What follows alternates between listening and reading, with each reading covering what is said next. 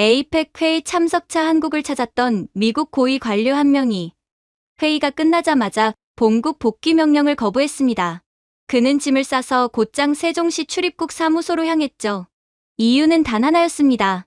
내 딸이 진짜 안전한 나라에서 자라길 원합니다. 전 세계를 충격에 빠뜨린 이 선택의 배경에는 미국조차 해결하지 못한 치안의 현실과 한국만이 가진 믿을 수 없는 일상의 안전이 있었습니다. 무장 경호 대신 신뢰로, 경찰 대신 시민의식으로 지켜지는 나라. 총환자로 없이 세계 최고 수준의 치안을 유지하는 한국의 놀라운 시스템. 그는 말했습니다. 문명은 권력으로 측정되지 않는다.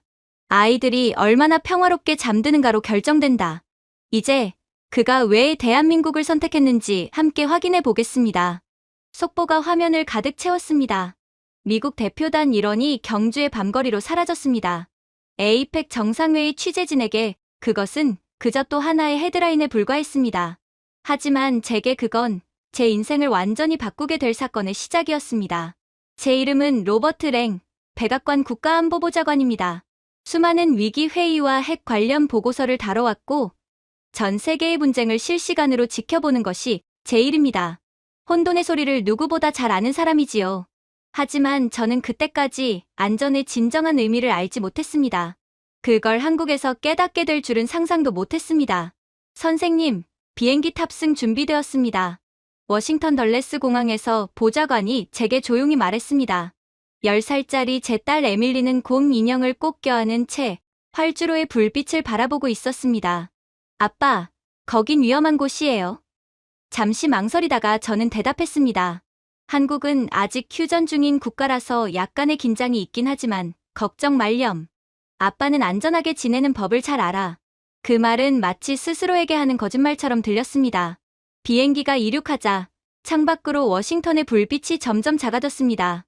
제가 평생 몸담았던 도시, 권력의 중심지이자 공포의 수도. 그곳에서 저는 아들 노아를 잃었습니다. 그날은 금요일 밤이었죠. 오늘은 일찍 들어갈게. 그렇게 말하고 집을 나섰던 날이었습니다. 노아는 집 근처 농구장에서 친구들과 놀고 있었습니다. 저희 집은 부유한 교외 지역이었고 우리는 울타리와 CCTV, 보안요원까지 갖춘 집에 살았습니다. 하지만 그 어떤 것도 훔친 총을 든 한 10대로 추정되는 무장괴한의 방아쇠를 막지 못했어요.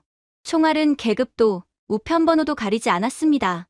다음 날 아침, 경찰은 늘 하던 말을 반복했습니다. 묻지마 범죄입니다. 현재 수사 중입니다. 유감입니다. 그러곤 갈색 종이봉투를 제게 건넸습니다. 그 안에는 노아의 휴대전화와 피로 얼룩진 재킷이 들어있었습니다. 저는 외국의 위협을 분석하고 예방하는 일을 평생 해왔어요. 하지만 그날 제 나라의 가장 큰 위협은 외부가 아니라 내부라는 걸 깨달았습니다. 에밀리는 제 어깨에 머리를 기대고 잠들어 있었습니다. 넌 이제 아빠의 전부야. 그렇게 속삭였습니다. 치료사는 환경의 변화를 권했죠. 풍경이 바뀌면 마음도 달라질 수 있습니다. 하지만 저는 치유를 바라지 않았습니다. 그저 도망치고 싶었습니다. 사이렌 소리와 총성, 그리고 매일 밤 반복되는 악몽으로부터요. 비행기가 인천 상공에 진입하자 창밖 풍경이 펼쳐졌습니다. 밤하늘 아래 도시가 별자리처럼 반짝이고 있었습니다. 도로는 정연했고 차들은 소리 없이 움직였습니다. 단 하나의 경적 소리도 들리지 않았습니다. 아빠, 왜 이렇게 반짝거려요? 에밀리가 묻자 저는 웃으며 대답했습니다. 아마 한국은 어둠을 그냥 내버려두지 않나 보다.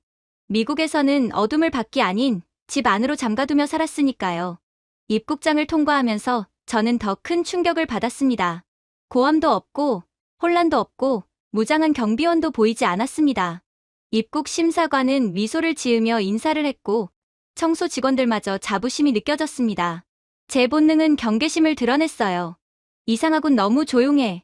보좌관이 웃으며 말했습니다. 선생님, 여긴 지구상에서 가장 안전한 나라랍니다. 저는 비웃듯 답했습니다. 세상에 그런 나라는 없어. 진짜로 안전한 곳은 존재하지 않아.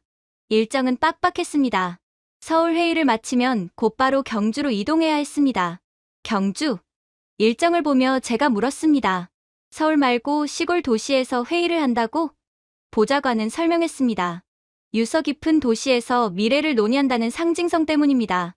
하지만 제 머릿속엔 시골이라는 단어만 남았습니다. 경찰 인력 부족, 어두운 거리, 범죄 취약 지역. 이게 바로 미국에서의 시골 지역의 이미지죠. 제 안에 경고등이 켜졌습니다. 특히나 아들을 잃은 이후 딸과 한시라도 떨어질 수 없는 트라우마가 생긴 저로서는 더더욱 그랬습니다. 하지만 서울로 이동하면서 저는 제 눈을 의심했습니다. 도시는 어둠이 아니라 빛으로 물들어 있었거든요. 도로는 깨끗했고 가로등은 일정한 리듬으로 반짝였습니다. 디지털 표지판은 보행자 정보를 알려주고 교통은 한치의 혼란도 없었어요. 이건 현실이 아니야. 제 입에서 무의식적으로 나온 말이었습니다. 창밖을 바라보던 에밀리가 소리쳤습니다. 아빠, 아이들이 혼자 걸어가요. 이 시간에 보호자는 어디 있지? 운전기사가 웃으며 대답했습니다. 여긴 괜찮아요. 모두가 서로를 지켜보니까요. 실제로 미국은 도시의 어둠이 깔림과 동시에 집 밖으로 외출 자체가 불가능하지만 한국의 거리엔 커플들이 손을 잡고 걸었고 혼자 조깅하는 여성도 있었습니다. 워싱턴의 침묵은 공포였지만 한국의 침묵은 평화였죠. 저는 홀린 듯 스마트폰을 켜고 검색창에 한국 범죄율을 입력했습니다. 통계는 믿기 힘들 정도였습니다. 폭력 범죄는 거의 없었고 총기 사망자는 사실상 제로였습니다. 그리고 다시 미국 뉴스를 열었어요. 학교 총격도 발생, 도심 폭행 사건 CCTV 공개, 경찰 개혁도 지연. 저는 조용히 화면을 닫았습니다. 안전이란 저는 혼잣말처럼 중얼거렸습니다. 위험이 없는 상태가 아니라 신뢰가 존재하는 상태구나. 노아의 빈 의자, 잠금 장치로 가득한 집, 금속 탐지기가 있는 학교들. 우리는 그것을 자유라 불렀습니다. 하지만 사실 그건 두려움으로 쌓은 감옥이었죠. 그렇게 이런저런 생각을 하다 보니 인천에서 호텔까지 오는 택시는 마치 우주선을 연상케 하는 유리빛 건물 앞에 멈춰섰습니다. 차에서 내리자마자 자동문이 부드럽게 열리며 여성 음성이 들리더군요. 어서 오십시오, 랭 선생님. 체크인을 위해 렌즈를 바라봐 주십시오. 저는 눈을 깜빡였습니다. 데스크가 없다고요? 서류도요? 화면 속 인공지능 안내원이 미소를 지었습니다. 객실이 준비되어 있습니다. 3번 엘리베이터가 안내해 드릴게요. 저는 에밀리를 돌아보았습니다. 들었니? 엘리베이터가 우리 이름을 알고 있대. 에밀리는 신기하다는 듯 웃으며 빛나는 패널에 손을 올렸습니다. 문이 소리 없이 열렸어요. 엘리베이터 안은 잔잔한 푸른빛으로 물들어 있었고 버튼 하나 보이지 않았습니다. 얼굴 인식과 함께 차분한 음성이 흘러나왔습니다. 좋은 밤입니다, 랭 선생님. 31층으로 모시겠습니다. 저는 비밀경호국 요원이라도 튀어나올 줄 알았습니다. 하지만 아무 소리도, 아무 불안도 없었습니다. 완벽한 정적이었죠. 에밀리는 신발을 벗고 복도를 맨발로 달리기 시작했습니다. 에밀리, 안 돼! 본능적으로 외쳤습니다. 워싱턴의 호텔에서는 부모들이 아이를 절대 시야에서 벗어나게 두지 않습니다. 당연하죠. 미국에서는 아직도 유괴 사건이 흔하게 일어나고 있거든요. 그런데 이곳에서는 아무도 신경 쓰지 않았습니다. 의심스러운 눈빛도 경계도 없었죠. 모두가 서로를 믿는다는 듯 조용하고 편안했습니다. 객실 문은 제 얼굴을 인식하자 부드럽게 삑 소리를 내며 열렸습니다. 커튼이 자동으로 올라가자 도시가 눈부신 빛으로 펼쳐졌습니다. 서울의 스카이라인은 완벽하게 정돈된 리듬으로 맥박치고 있었어요. 도로 위의 차량은 시계처럼 움직이고 있었어요. 아빠, 별이 이렇게 많아요. 에밀리가 감탄했습니다. 별이 아니야, 에밀리. 저는 창문 너머로 고개를 돌리며 웃었습니다. 이건 인프라란다. 인프라. 그건 좀 지루한 말이에요. 세상에서 가장 아름다운 지루함이야. 그렇게 중얼거렸습니다. 그날 밤, 저는 벽면의 화면으로 음식을 주문했습니다. AI가 제 목소리를 인식하더니 물었습니다. 비행기에서 드셨던 식사를 다시 주문하시겠습니까? 랭 선생님, 저는 멈칫했습니다. 그걸 어떻게 알죠? 곧 스스로 말을 멈췄습니다. 미국이었다면 이런 시스템을 감시라 부를 겁니다. 하지만 이곳에서는 그저 작동했습니다. 30분 뒤 배달 기사가 다가와 안전하게 음식을 건네주었습니다. 에밀리가 눈을 반짝였어요. 아빠, 지금은 밤인데도 배달원이 저녁을 가져왔어요. 저는 웃었습니다. 그래도 미국이었다면 오는 길에 강도라도 만났겠지. 위험 부담 때문에 배달비가 음식 값보다 몇 배는 더 들었을 거야. 비교가 멈추질 않았습니다. 워싱턴에서는 야간 배달 자체가 불가능합니다. 기사들은 혼자 배달하는 걸 두려워하죠. 그런데 여기 한국에서는 30분 만에 음식이 정확히 도착합니다. 도난도, 위험도, 의심도 없어요. 에밀리가 국수를 먹는 동안 저는 창밖을 바라봤습니다. 총성도, 고함도, 번쩍이는 경광등도 없었습니다. 그저 따뜻한 조명 아래서 걸어가는 사람들 뿐이었죠. 그렇게 저는 저도 모르게 가난했던 어린 시절을 떠올렸습니다. 볼티모어의 낡은 동네, 주류 가게 옆 허름한 호텔. 그곳에서 어머니는 일하셨습니다. 제가 10살이던 해 어머니는 퇴근하지 않으셨습니다. 강도 사건이었어요. 경찰은 말했습니다. 죄송하지만 범인을 특정할 수가 없습니다. 그들이 보여준 건 피 묻은 앞치마와 목걸이였습니다. 그 목걸이는 지금 에밀리의 목에 걸려 있습니다. 볼티모어의 사이렌은 자장가와 같았습니다. 매일 밤 같은 멜로디, 공포와 체념. 정전이 되면 사람들은 창문을 닫고 밖의 비명소리를 듣지 않으려 했습니다. 창문마다 쇠창살이 있었지만 두려움은 늘 스며들었습니다. 그때 저는 다짐했습니다. 언젠가 안전한 곳에서 살겠다. 그리고 결국 워싱턴으로 올라갔습니다. 자유의 요새라고 불리던 그곳에서 저는 진짜 안전을 잃었습니다. 우리는 더 높은 담을 세웠고 더 똑똑한 잠금 장치를 만들었으며 더 강한 총을 가졌습니다. 하지만 달라진 건 없었습니다. 두려움을 포장해 자유라 불렀을 뿐이었죠. 미국에서는 가난한 지역이나 부유한 지역이나 위험한 건 마찬가지였던 것입니다. 미국에서 밤늦은 시간 아이의 웃음소리는 위험한 도전처럼 들립니다. 하지만 이곳 한국에서는 그게 삶의 소리였어요. 아빠, 로비에 가도 돼요? 에밀리가 물었습니다. 캔디 자판기가 있다던데요. 이 시간에 괜찮아요. 다들 친절하잖아요. 저는 잠시 고민하다가 말했습니다. 좋아. 같이 가자. 로비는 한적했지만 생명력이 있었습니다. 로봇이 조용히 바닥을 닦고 있었고 한 커플은 디지털 벽난로 앞에서 이야기를 나누고 있었어요. 보안 요원도 노골적인 CCTV도 없었습니다. 그런데도 모든 것이 안전했습니다. 에밀리는 자판기 앞에서 외쳤습니다. 아빠, 돈 대신 얼굴을 인식해요. 우리가 몇 호실에 머무는지 이미 알고 있어요. 스캐너 앞에 서자 자판기가 스낵을 떨어뜨렸습니다. 제가 웃으며 말했습니다. 미국이었다면 이 자판기는 하루 만에 털렸을 거야. 직원이 그 말을 듣고 미소 지으며 말했습니다.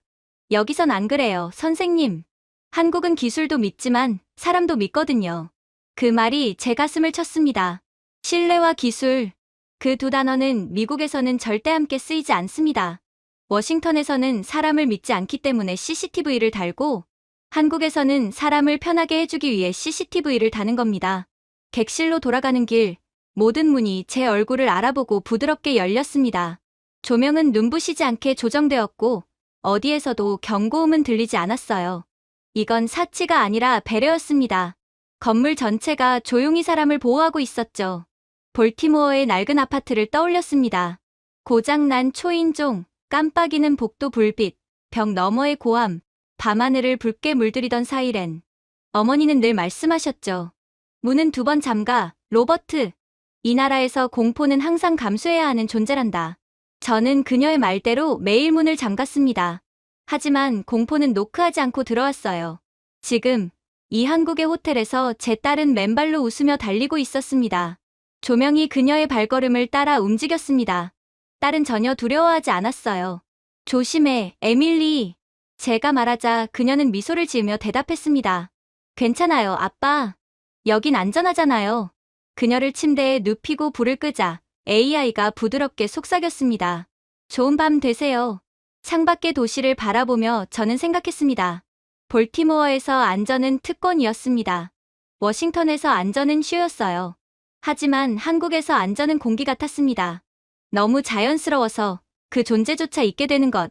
아마 비결은 기술이 아니라 사람일지도 모릅니다. 모두가 서로를 믿기로 한 사회. 그 신뢰 위에 문명이 세워진 나라. 저는 속삭였습니다. 안전은 특권이 아니라 참여야. 에밀리가 잠결에 웃었습니다. 그때 저는 처음으로 그녀의 꿈이 현실이 될 수도 있다고 믿었습니다. 그날 밤, 저는 다시 노아의 꿈을 꾸었습니다. 하지만 이번엔 피가 아니라 빛이었습니다. 에밀리와 노아가 빛나는 거리 위를 달리고 있었어요. 맨발로, 자유롭게, 두려움 없이. 그리고 깨어났을 때 들린 건 사이렌이 아닌 실내로 움직이는 도시의 잔잔한 소리였습니다. 그때 저는 깨달았습니다. 볼티모어의 유령들이 마침내 제 안에서 잠들었다는 것을요. 그렇게 서울에서의 회담이 끝나고 경주 에이펙을 위해 비행기를 탔습니다. 그리고 마침내 도착한 경주 공항 밖의 공기는 놀라울 만큼 고요하더군요. 경적도, 고함도, 혼란도 없었습니다. 그저 질서가 만들어내는 잔잔한 소리만이 공기를 채우고 있었습니다. 터미널 바닥은 유리처럼 빛났고 복도를 따라 청소 로봇이 조용히 움직였어요. 아빠, 여기 진짜로 사람이 다니는데 맞아요? 에밀리가 속삭였습니다. 저는 웃으며 대답했습니다. 그러게 말이야. 신발 자국 하나 없네. 한국의 공항 직원들은 미소를 지으며 인사했고 손을 가지런히 모은 채 예의 바르게 서 있었습니다. 볼티모어와 워싱턴에서 자란 제게 이런 긴장감의 부재는 오히려 낯설고 의심스러웠습니다. 짐을 찾고 나오자 택시 기사가 달려와 고개를 숙였습니다. 어서 오십시오, 손님. 짐을 실어드리겠습니다. 그는 제 짐가방을 조심스럽게 들어 트렁크에 실었습니다. 저는 자연스럽게 몇 장의 지폐를 내밀었어요. 그런데 놀라운 일이 벌어지게 됩니다. 그는 손을 내저으며 미소를 지었거든요. 팁은 괜찮습니다. 요금에 다 포함되어 있습니다. 정말요? 모든 게요? 그는 고개를 끄덕였습니다. 우리는 자부심으로 일하지, 팁으로 일하진 않습니다. 한국은 팁 문화 자체가 없고 그저 외국인 손님들을 환영할 뿐입니다. 저는 피식 웃었습니다. 미국이었다면 이런 말 한마디에 싸움이 났을 겁니다. 차가 터미널을 빠져나가자 또 한 번 놀라움이 밀려왔어요. 자동차 경적도, 경광등도, 어두운 골목도 없었습니다. 도로는 방금 세차한 듯 깨끗했고 모든 차선이 부드럽게 빛나고 있었죠. 멀리 보이는 절의 지붕들은 네온빛으로 물들었고 시범 운행 중인 자율주행 택시들이 소리 없이 도로 위를 미끄러졌습니다. 아빠, 건물들이 반짝이는 이유가 뭐예요? 에밀리가 묻자 저는 창밖을 보며 대답했습니다. 저 조명들은 교통량에 맞춰 자동으로 밝기를 조절한단다. 어려워요. 아빠도 잘 모르겠네. 저는 웃었습니다. 휴대폰을 확인하니 신호가 꽉 차 있었습니다. 간섭도 없고 끊김도 없었습니다. 화면에는 알림이 떴습니다. 경주 스마트존에 오신 것을 환영합니다. 공공 와이파이가 자동 연결되었습니다. 저는 중얼거렸습니다. 고속도로에서도 무료 와이파이라니. 그때 보좌관 쿠퍼가 조심스럽게 물었습니다. 선생님, 울타리도 없고 경비원도 없습니다. 괜찮은 걸까요? 너무 위험하진 않을까 염려됩니다. 저는 도로 위로 반사되는 부드러운 불빛을 바라보다가 조용히 대답했습니다. 아마 이게 진짜 안전이란 걸지도 모르겠네. 한국인 운전기사가 어눌한 영어로 말을 걸었습니다. 당신, 아메리카에서 오셨죠? 저 예전에 뉴욕 간 적 있어요. 그래요? 어땠습니까? 그는 잠시 머뭇거리더니 미소 지었습니다. 사이렌이 많았어요. 모두가 뛰어다녔어요. 도망가는 것 같았죠. 그는 마치 비극을 이야기하듯 조심스러웠습니다. 저는 한숨을 내쉬었습니다. 틀린 말이 아니네요. 그는 고개를 끄덕였습니다. 그는 마치 저보다 제 나라를 더 잘 이해하고 있는 듯했습니다. 도로를 따라 주택가가 보였어요. 아이들이 밤늦게 줄넘기를 하며 놀고 있더군요. 저 아이들 혼자 나와 있는 건가요? 제가 묻자 기사는 미소 지었습니다. 네, 여긴 위험이 없습니다. 그는 가로등을 가리켰습니다. 저기 카메라, 저기 센서. 위험이 감지되는 즉시 경찰은 1분 안에 도착합니다. 가로등 아래 작은 파란 불빛이 심장박동처럼 깜빡였습니다. 1분이라 저는 웃으며 중얼거렸습니다. 그 시간이면 미국의 911은 아직도 연결 대기 중일 텐데요. 그들은 가끔 일부러 전화를 받지 않는 경우도 있죠. 제 머릿속엔 워싱턴의 풍경이 스쳤습니다. 지저대는 게 높은 담, 페퍼 스프레이를 쥔 부모들. 자유의 나라라면서 두려움이 생활 습관이 되어버린 도시. 하지만 이곳은 달랐습니다. 담이 없어도 자물쇠가 없어도 모두가 서로를 믿고 있었습니다. 에밀리는 뒷좌석에서 잠들어 있었어요. 그러자 차 안의 조명이 자동으로 어두워졌습니다. 이건 또 어떻게 아는 거죠? 제가 묻자 운전기사가 웃었습니다. 열감지 센서예요. 뒷좌석에 사람이 잠들면 불빛을 줄입니다. 저는 피식 웃었습니다. 미국은 에어컨 하나도 제대로 안 돌아가는데 말이죠. 도심으로 들어서자 경주의 야경이 눈앞에 펼쳐졌습니다. 네온빛으로 비친 고대 사찰, 태양광 바닥 타일로 빛나는 산책로, 홀로그램 신호등 아래로 천천히 걷는 사람들. 쿠퍼, 이건 마치 역사가 미래와 거래를 한 것 같지 않나. 그는 고개를 끄덕였습니다. 선생님, 이런 시스템을 본국에 도입하면 어떨까요? 저는 고개를 저었습니다. 기술은 수입할 수 있어. 하지만 문화는 안 되지. 신호등 앞에서 차가 멈췄습니다. 보행자들이 천천히, 차분하게 건넜습니다. 시간이 0초로 깜박여도 아무도 뛰지 않았습니다. 단 한 대의 차도 경적을 울리지 않았죠. 모두가 마치 삶의 박자를 공유하듯 움직였습니다. 뉴욕이었다면 누군가 욕하고 있을 겁니다. 1분 1초가 급박하게 돌아가는 도시거든요. 쿠퍼가 속삭였습니다. 그리고 그걸 누군가가 찍어 틱톡에 올렸겠죠. 제가 대답하자 둘 다 웃었습니다. 그때 한 장면이 제 시선을 붙잡았습니다. 한 여성이 지갑 속에 신용카드를 떨어뜨렸고 뒤따르던 남성이 재빨리 주워 건넸습니다. 둘은 가볍게 인사하며 각각의 길로 갔습니다. 의심도 감사 인사조차 과하지 않았어요. 저는 말없이 창밖을 바라봤습니다. 미국이었다면 누군가는 도망쳤을 것이고 누군가는 고함을 질렀을 겁니다. 호텔에 도착하자 운전기사가 짐을 내려주며 말했습니다. 경주를 즐기세요. 아주 안전하고 멋진 도시입니다. 자랑스러우신가요? 그가 환히 웃었습니다.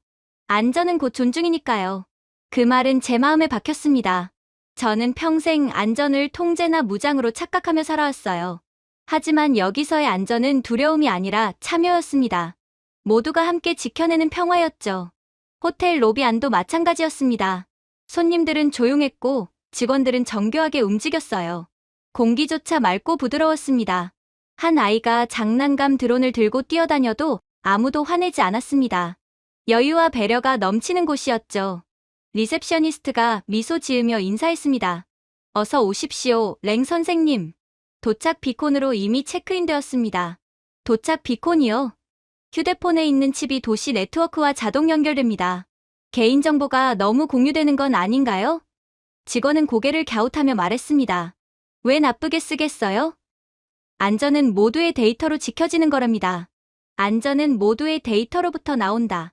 그 말이 머릿속을 떠나지 않았습니다. 미국이라면 감시사회라 비난했겠죠. 하지만 이곳에선 그건 협력이었습니다.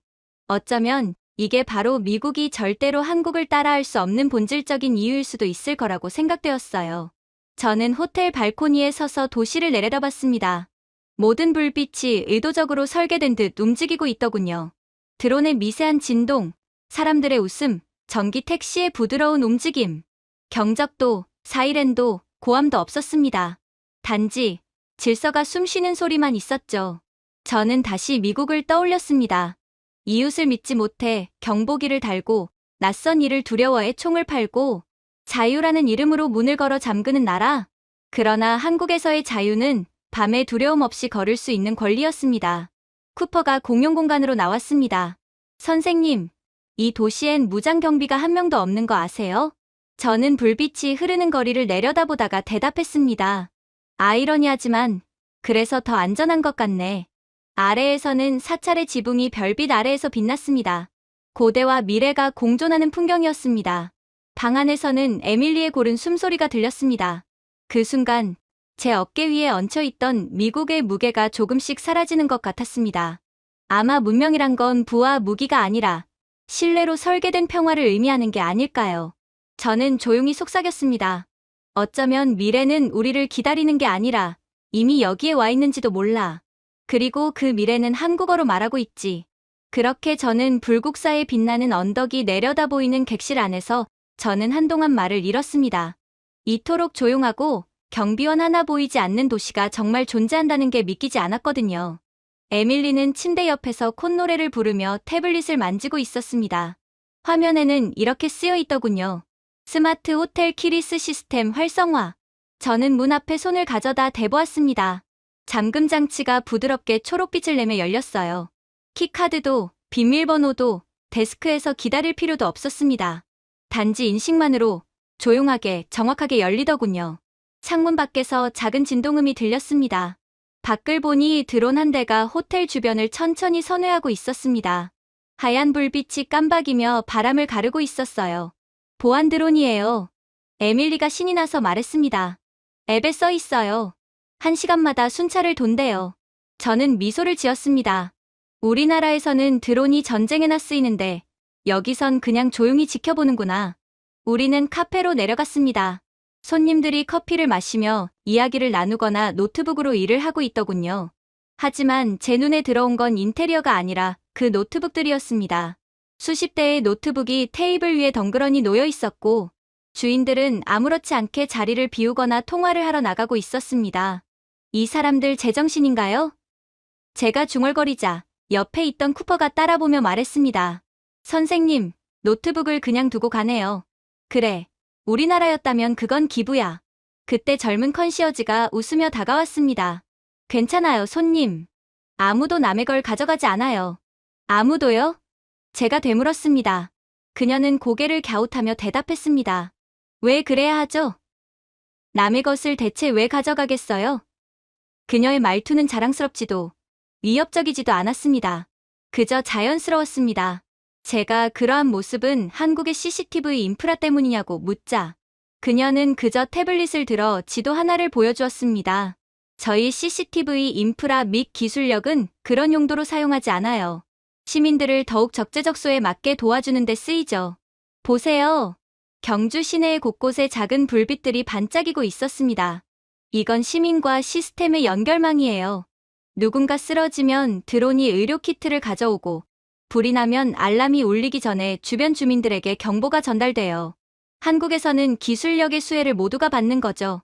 저는 그저 말문이 막힐 뿐이었습니다. 카페 건너편에서는 10대 청소년들이 웃으며 떠들고 있었어요. 그들은 휴대폰을 충전대에 올려두고 밖으로 나갔습니다. 누구도 그 기기를 쳐다보지 않더군요. 저는 워싱턴의 한 장면이 떠올랐습니다. 지하철역 앞에서 휴대폰 하나 때문에 총격이 일어났던 그 밤. 강도가 피해자가 순순히 휴대폰을 넘기지 않는다는 이유로 고민 없이 총격을 가한 일이었죠. 기자가 말하더군요. 또 한 번의 무의미한 폭력입니다. 항상 또 한 번. 끝없이 반복되는 또. 에밀리가 제 소매를 잡아당겼습니다. 아빠, 정원에 가도 돼요? 지금은 밤이야. 괜찮아요. 컨시어지가 미소를 지었습니다. 안전합니다, 손님. 외부 센서가 활성화되어 있어요. 저는 잠시 망설이다가 말했습니다. 좋아. 근데 눈앞에서 놀아야 해. 에밀리는 빛나는 바닥 위를 따라 달려나갔습니다. 걸음을 옮길 때마다 바닥이 조용히 빛을 밝혔어요. 선생님, 오늘은 좀 편안해 보이십니다. 쿠퍼가 말했습니다. 저는 깨달았습니다. 제 어깨가 긴장을 풀고 있었고 허리춤에 총이 사라졌는데도 불안하지 않았습니다. 언제 이렇게 안심하고 있었는지 기억도 안 나네요. 그동안 너무 피곤하신 걸지도요. 그럴지도. 하지만 아마 한국에서 진짜 안전이 무엇인지를 느껴서 그럴 겁니다. 컨시어지가 차 2잔을 가져와 말했습니다. 경주는 조용하지만 그래서 더 자랑스럽습니다. 사람들은 안전을 지루하다고 하지만 저희는 아름답다고 생각해요. 그 말에 저는 어머니의 목소리를 떠올렸습니다. 평화는 소리가 없단다, 로버트. 들리지 않는 소리가 진짜 평화야. 그 말을 잊고 살았던 것 같습니다. 창밖을 보니 에밀리가 연못가에 앉아 있었습니다. 지나가던 부부가 제 딸에게 미소를 짓고 지나갔습니다. 아무도 불쾌한 시선을 주지 않았고 아무도 불편해하지 않았습니다. 한국에서는 모든 것이 그저 함께 존재하는 풍경이었죠. 워싱턴이었다면 저는 그녀의 손을 꽉 잡고 주변을 감시하며 걸었겠죠. 하지만 이곳에서는 앉아서 바라보는 것만으로 충분했습니다. 그날 밤, 방으로 돌아온 에밀리는 금세 잠들었습니다. 창밖에서는 드론이 조용히 순찰을 돌았죠. 잠금 장치를 확인할 필요도, 문을 걸어 잠글 필요도 없었습니다. 도시는 그 자체로 잠금 장치가 되어 있었죠. 워싱턴의 아파트가 떠올랐습니다. 문에 달린 3개의 자물쇠, 복도 위에 감시 카메라. 그럼에도 불구하고 찾아오는 불면의 밤들. 미국에서 가장 부유한 동네였지만 그곳엔 알람만 있었고 평화는 없었습니다. 하지만 이곳에는 경보음이 없었어요. 그 대신 확신이 있었습니다. 조명을 끄자 방이 자동으로 어두워지고 온도가 스스로 조절되었습니다. 저는 더 이상 정적을 의심하지 않았어요. 몇 년 만에 처음으로 총성도, 사이렌도 없는 꿈을 꾸었습니다. 그건 두려움의 침묵이 아니라 평화의 침묵이었죠. 그렇게 날이 밝아왔습니다. 정말 오랜만에 느껴보는 쾌적함이었어요. 미국에 있었을 때는 밤이 두려워서 매번 불면증에 시달리곤 했거든요. 아무튼 경주의 아침 공기는 너무 맑아서 마치 현실이 필터를 통과한 듯 느껴졌습니다. 호텔 창밖으로 보이는 거리는 완벽히 정돈된 빛의 선이었고 모든 가로등과 교차로에는 마치 생명처럼 미세한 전류가 흐르고 있었습니다. 에밀리는 아침을 먹으며 호텔 카페에서 만난 젊은 한국인 엔지니어 박하린 박사와 이야기를 나누고 있었어요. 그녀는 한국의 시티 가디언이라 불리는 국가 프로젝트의 핵심 멤버로 한국 도시를 세계에서 가장 안전한 곳으로 만든 장본인이었습니다. 하린 박사는 부드럽게 미소를 지으며 태블릿을 조정했어요. 한국에서는 열, 움직임, 의도를 통합적으로 분석하는 AI 보안망이 작동하고 있습니다. 그녀는 유창한 영어로 설명을 이어갔습니다. 이 시스템은 사건이 발생하기 전에 패턴을 감지해요. 반응형이 아니라 예측형이죠. 저는 눈썹을 찌푸렸습니다. 예측형이라니 결국 추측한다는 거 아닌가요? 그녀는 고개를 저으며 말했습니다. 아니요, 이해하는 거예요. 이 AI는 인간의 행동과 제스처를 통해 감정과 긴장을 읽습니다. 행동을 언어처럼 해석하죠. 에밀리가 눈을 반짝이며 물었습니다. 그럼 나쁜 사람도 알아볼 수 있어요? 하리는 웃으며 대답했습니다. 나쁜 사람이라기보다 도움이 필요한 사람을 알아보는 거예요. 그녀의 대답은 제 가슴속 어딘가를 건드렸습니다. 저는 제 아들 노아의 사건을 떠올렸습니다. 그 사건은 18개월간의 적극적인 수사 끝에 아무런 결론 없이 끝났습니다. 용의자 없음. 그 한 문장이 제 인생을 갈라놓았습니다. 경찰은 마지막에 이렇게 말했죠. 사건은 계속 수사 중입니다, 랭씨. 너무 낙담하지 마세요. 계속 열린 사건. 그러나 제겐 그저 상처가 다치지 않은 채 남아있었을 뿐이었습니다.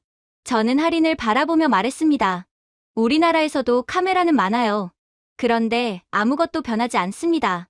그녀는 고요하게 웃으며 대답했습니다. 그건 카메라가 본다에만 그치기 때문이에요. 한국에서 카메라는 배웁니다. 그건 통제가 아닌가요? 그녀는 고개를 저었습니다. 아니에요. 이건 공감의 코드입니다. 우리는 범죄를 처벌하기 전에 보호하기 위해 움직여요. 에밀리가 스마트폰을 꺼내 들었습니다. 아빠, 봐요. 학교 가는 안전 경로가 보여요. 화면에는 초록색으로 빛나는 길들이 표시되어 있었습니다. 하린이 자랑스럽게 말했습니다. 그건 AI 안전망이에요. 실시간으로 시민 데이터와 가로등의 얼굴 인식 노드 정보를 종합해 갱신됩니다. 모든 교차로가 중앙 시스템과 동기화되어 있어요. 모든 가로등이요? 제가 묻자 그녀는 미소 지었습니다. 네, 어느 길을 걷든 도시가 함께 걷습니다. 그녀의 말은 이상하리만큼 가슴 깊숙이 와닿았습니다. 미국에서는 아이에게 혼자 걸어가지 말라고 가르칩니다. 하지만 이곳에서는 혼자 걸을 수 있게 시스템이 만들어져 있었습니다. 잠시 후, 우리는 근처 카페로 향했습니다. 그리고 안에는 충격적인 장면이 펼쳐지고 있었죠. 현금 대신 디지털 결제, 바리스타 대신 로봇, 그리고 놀랍게도 모두가 서로를 향해 미소를 짓고 있었습니다. 에밀리는 의자 옆에 분홍색 가방을 두고 따뜻한 초콜릿을 마셨습니다. 아빠, 연못에 있는 잉어 다시 보러 가도 돼요? 그리고 에밀리는 제 대답도 듣지 않고 손을 흔들며 문 밖으로 나갔습니다. 그리고 약 30분이 지났을까, 제 심장이 순간적으로 멎는 듯 했습니다. 에밀리는 가방을 그대로 두고 나가버렸다는 것을 뒤늦게 깨달았거든요. 미국에서 물건을 두고 간다는 건 곧 잃는다는 의미였습니다. 저는 자리에서 벌떡 일어나 외쳤습니다. 그 가방. 그러나 바리스타가 침착하게 태블릿을 터치하며 말하더군요. 걱정하지 마세요, 손님. 분실물이 기록되었습니다. 기록됐다고요? 그는 미소를 지을 뿐이었습니다. 창밖을 보니 아무도 가방을 건드리지 않았습니다. 시간이 30분이나 흘렀음에도 아무도 혼자 덩그러니 놓여있는 가방을 건들지 않았어요. 사람들은 평온했고 긴장감 하나 느껴지지 않았죠. 제가 벙쪄있자 바리스타가 미소를 지으며 말했습니다. 한국에 오신 걸 환영합니다. 한국인들은 남의 물건을 절대로 훔치지 않아요. 여기서는 물건보다 더 소중한 걸 돌려드리죠. 저는 아무 말도 할 수 없었습니다. 가슴이 먹먹했고 눈가가 뜨거워졌습니다. 미국에서 물건을 잃는다는 건 단순한 분실이 아닙니다. 그건 신뢰를 잃는 일이죠. 누군가 내 세상을 훔쳐간다는 감각이자 사회적 신뢰가 박탈당하는 순간입니다. 하지만 이곳 한국에서는 세상이 먼저 돌려줍니다. 제가 걱정할 틈조차 없게 말이죠. 하리는 조용히 말했습니다. 이제 아시겠죠? 랭 선생님. 한국의 안전은 기술만으로 이루어지지 않습니다. 이건 문화예요. 사람들이 신뢰하기 때문에 시스템이 작동합니다. 저는 고개를 끄덕였습니다. 결국 기계가 아니라 사람의 마음이 안전을 만드는 거군요. 그녀는 미소 지었습니다. 맞아요. 시민의식이 뒷받침되지 않는 기술은 감시일 뿐이죠. 하지만 시민의식과 배려가 뒷받침된 상태에서의 기술은 보호가 됩니다. 그 말은 제 마음에 깊게 울렸습니다. 저는 그동안 수많은 숫자로 안전을 측정했습니다. 범죄율, 예산, 대응 속도. 하지만 진짜 안전은 수치가 아니라 삶의 질이었습니다. 두려움 없이 잠드는 아이의 웃음. 그것이야말로 인간이 이룰 수 있는 최고의 문명이었습니다. 창밖의 거리는 여전히 조용하고 질서정연했습니다. 자전거가 소리 없이 지나가고 노인 부부가 천천히 횡단보도를 건너자 신호등은 자동으로 그들의 속도에 맞춰 시간을 조절했어요. 그 풍경이 너무나 자연스러워서 마치 숨 쉬듯 아름다웠습니다. 워싱턴에서는 신호등이 전쟁터였죠. 여기서는 약속이었습니다. 에밀리가 가방을 꼭 껴안으며 말했습니다. 아빠, 여기선 나쁜 일은 절대로 안 생길 것 같아요. 저는 잠시 아무 말도 하지 못했습니다. 그녀의 말이 사실이었기 때문이죠. 그리고 그 사실이 저를 울게 했습니다. 하리는 떠나기 전 마지막으로 말했습니다. 감시냐, 보호냐는 결국 신뢰의 문제예요. 당신은 정보를 믿으시나요? 아니면 이웃을 믿으시나요? 당신은요? 그녀는 미소 지으며 대답했습니다. 저는 매일 이웃을 믿어요. 호텔로 돌아가는 길, 하늘에는 수많은 드론이 떠 있었습니다. 햇빛을 받아 반짝이는 그들은 단순한 기계가 아니었습니다. 마치 도시의 양심처럼 사람들의 신뢰가 형체를 이룬 존재 같았어요.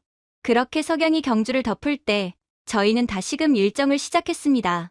도시는 마치 안에서부터 빛이 나는 듯했습니다.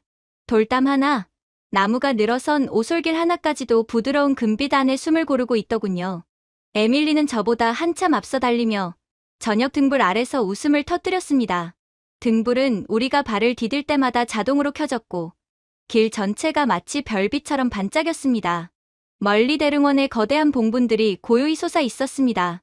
아이들은 자유롭게 뛰어다니고 연인들은 손을 잡은 채 산책하고 있었지만 그 사이에는 소음도, 고함도, 경적도 없었습니다. 평화로움이 마치 기술처럼 정밀하게 설계되어 있는 듯했죠. 쿠퍼가 제 옆을 걸으며 주위를 둘러보았습니다. 그의 얼굴에는 경이로움과 혼란이 동시에 서려 있었습니다. 선생님, 울타리도 없고 경비원도 없습니다. 출입 금지 표지판도 없어요. 그런데 아무도 손대지 않습니다. 어떻게 이럴 수가 있죠? 그는 낮게 속삭였습니다.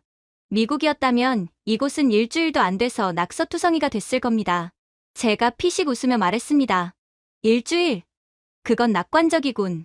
하루면 충분하지. 그때 젊은 여행 가이드가 다가와 정중히 인사했습니다. 어서 오세요. 이곳은 천년의 시간을 품은 경주의 왕릉입니다. 그녀는 유창한 영어로 말하며 길 아래를 가리켰습니다. 발밑의 바닥에는 미세한 불빛이 흐르고 있었어요. 이 길에는 습도와 발의 압력을 감지하는 센서가 내장되어 있습니다. 고분의 진동을 최소화해서 자연이 불편하지 않도록 설계되어 있죠.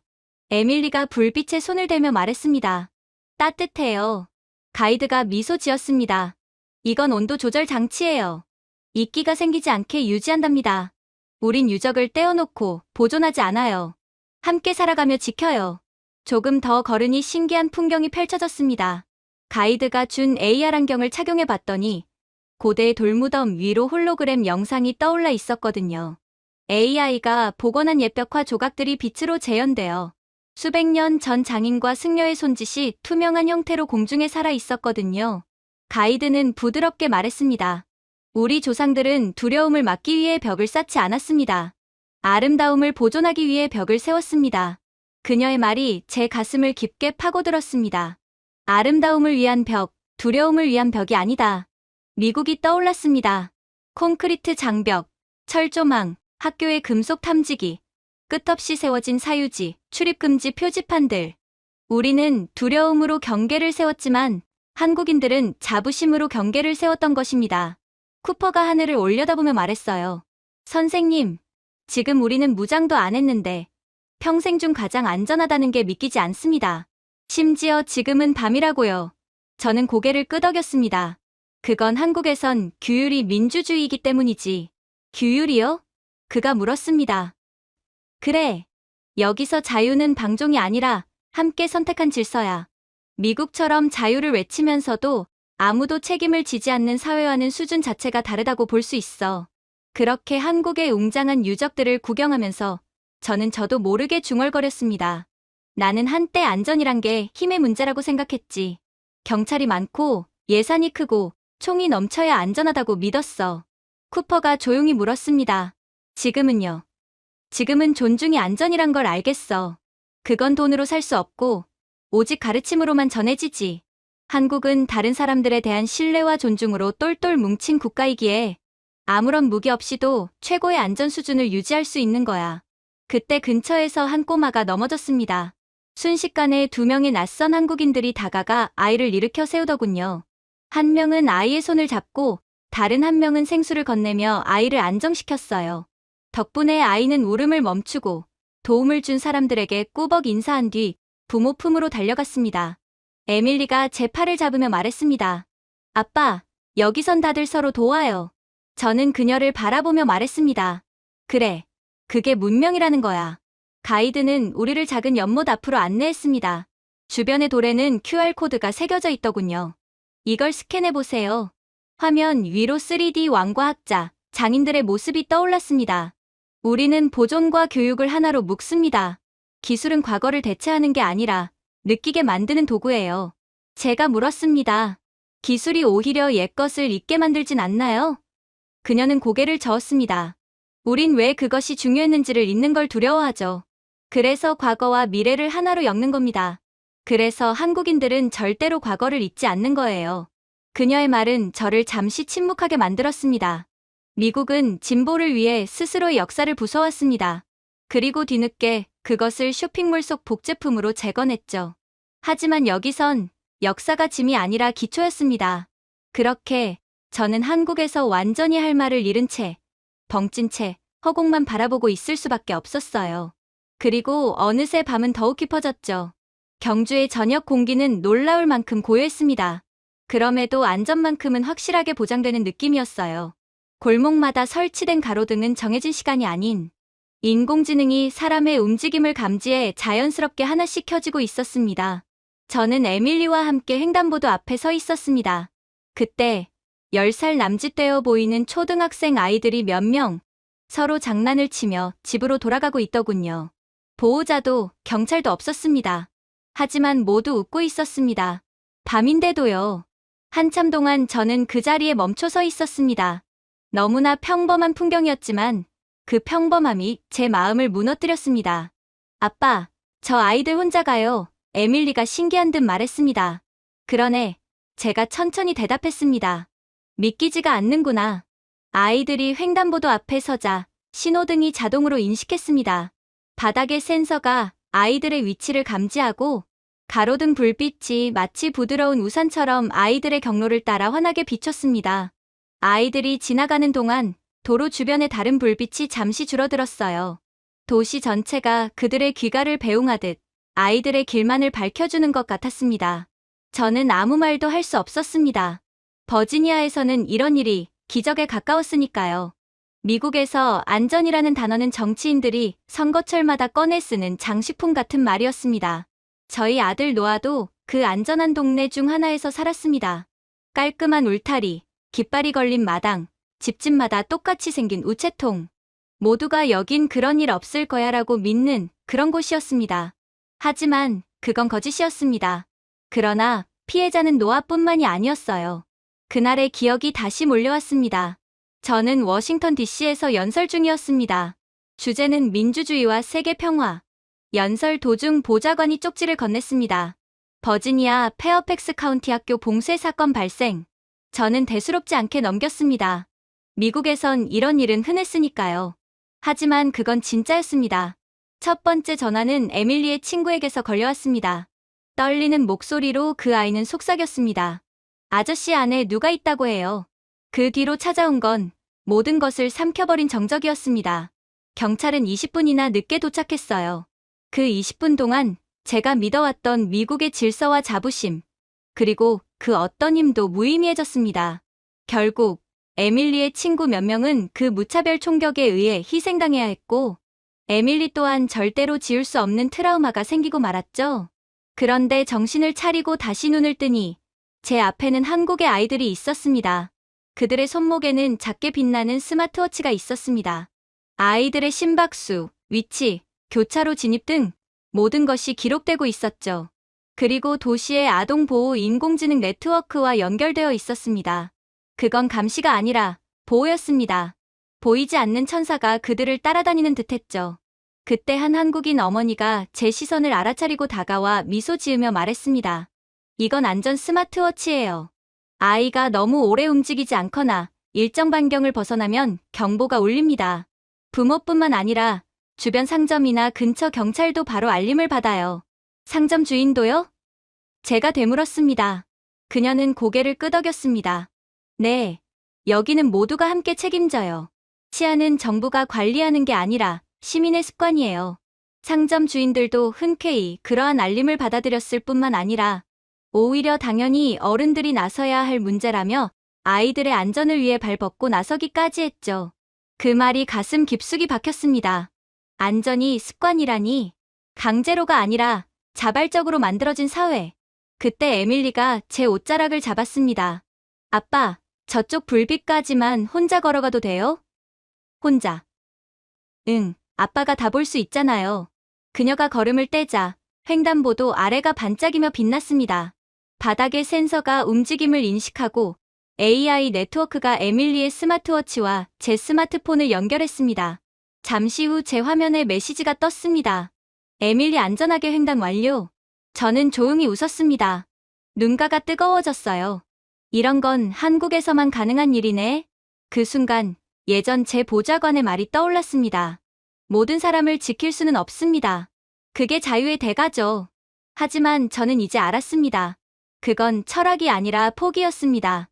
왜 미국은 아이들의 죽음을 자유의 비용이라고 합리화했을까요? 여기 한국에서는 달랐습니다. 기술은 사람을 감시하는 게 아니라 지켜주는 역할이었죠. 모든 교차로는 중앙 시스템과 연결되어 있었고, 아이가 소리를 지르거나 가방을 떨어뜨리면 즉시 카메라가 위치를 추적하고 당국이 곧바로 달려와 조치를 취했죠. 모든 과정이 불안이 아닌 신뢰를 바탕으로 작동하고 있었습니다. 그때 문득 노아와의 마지막 아침이 떠올랐습니다. 그는 빨간 후드티를 입고 학교 가기 싫다고 투덜대며 걷고 있었습니다. 가자, 아들.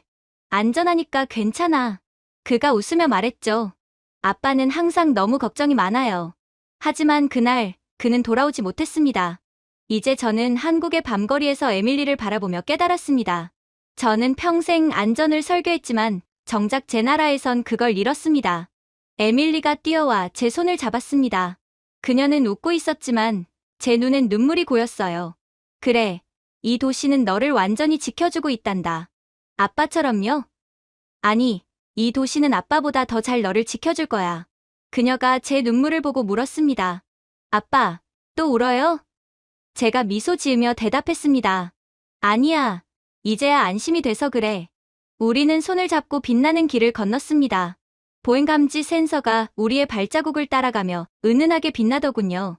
머리 위에는 시범 운영 중인 순찰 드론이 조용히 떠 있었고 그 모든 것이 경계가 아닌 평화처럼 느껴졌습니다.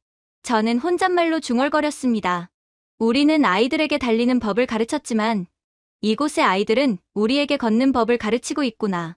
에밀리가 고개를 갸웃했습니다. 뭐라고 했어요, 아빠? 아무것도 아니야, 에밀리. 그냥 내 오빠가 이걸 봤다면 좋았을 것 같단 생각이 들어서. 우리가 호텔로 돌아오는 길바닥에 조명이 한 걸음마다 따라 켜졌습니다. 마치 도시가 우리의 존재를 기억하려는 듯 한 발 한 발을 빛으로 새겨주는 것 같았습니다. 그날 밤, 저는 오랜만에 어둠을 두려워하지 않았습니다. 왜냐하면 이곳은 시스템이 사람을 지키는 곳이 아니라 사람의 신뢰가 시스템을 지키는 곳이었기 때문입니다. 그리고 그 순간 저는 알았습니다. 문명은 힘으로 만들어지지 않습니다.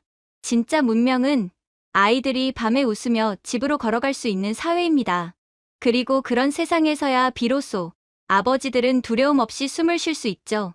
하지만 이러한 평화로움도 잠시 제겐 감당할 수 없는 충격적인 일이 닥쳐오고야 말았어요.